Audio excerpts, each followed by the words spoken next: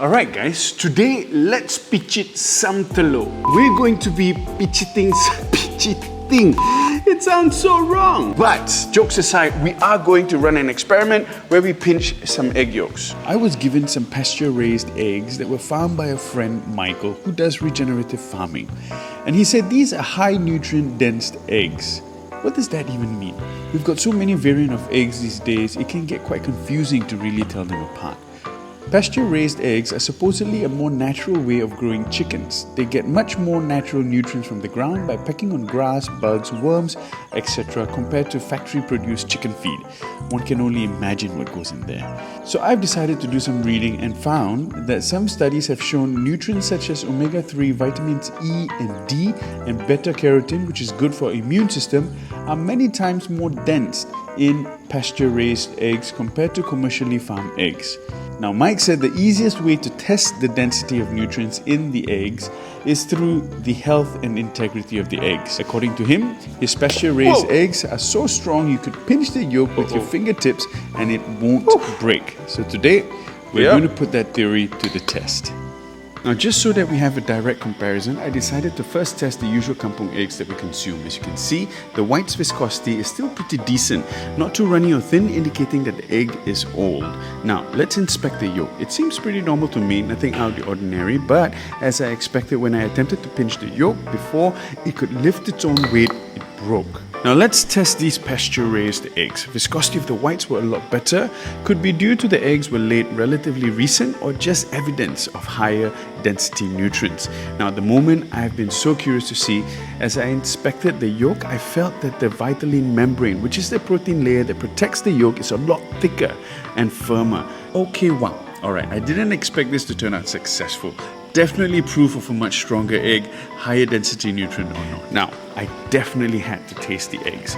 So I decided what better way than to make jammy soft-boiled eggs. Bring 3 cups of water to a boil. Once boiling, turn off the heat and add 1 cup of tap water into the pot.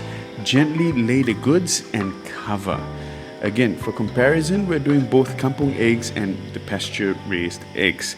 Set the timer for 15 minutes. Once the time is up, remove the goods and ice bath for 5 to 10 minutes. Now crack and enjoy.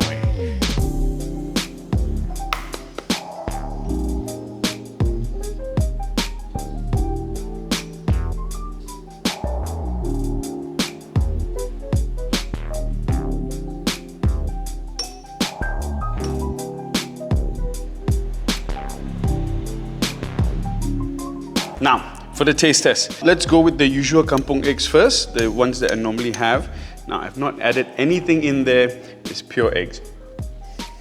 It's the taste that I'm familiar with, nice yolk, rich.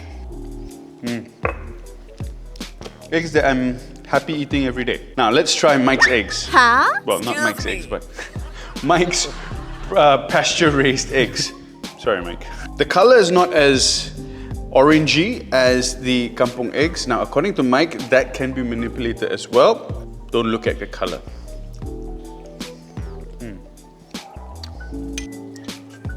There's an interesting, nice sort of flavor to even the egg whites. Usually egg whites don't really taste of anything, but this one, the whites has a nice sort of umami flavor to it. As for the yolk, very rich, and it leaves a thicker film around your mouth. A nice sweet aftertaste. How would I compare this to? It's like when you eat commercially farmed chicken and it's chicken, right? If you get to a nice sort of kampung chicken or a free-range chicken and you eat that taste, the flavor of chicken itself is so much more intense. What I'm really impressed with is the whites. The whites even have that flavor. Yeah, compared to this, these whites are tasteless, but with the pasture-raised chicken eggs, the whites are tasty. And so that concludes our experiment for today. I'm definitely convinced that these pasture-raised eggs are definitely much higher in nutrient density just by the structure of the eggs, the strength of the yolk, the structure of the whites, and the taste of the eggs. They definitely taste a lot better than your regular eggs or even my kampung eggs. Now this definitely leaves me in a position where I'm very curious about regenerative farming, Michael's philosophy behind farming, and definitely what does high nutrient density foods entail, what does it mean really, and how do we source for it. I hope you've enjoyed today's episode of an experiment. It really isn't much of a recipe, but I hope you enjoyed it nonetheless. Leave your comments in the comment section down below if you know about regenerative farming, so that we all can learn together as a community. If you know more, let's share more so that others around us can benefit from it. Take care, peace, love you all. Ciao.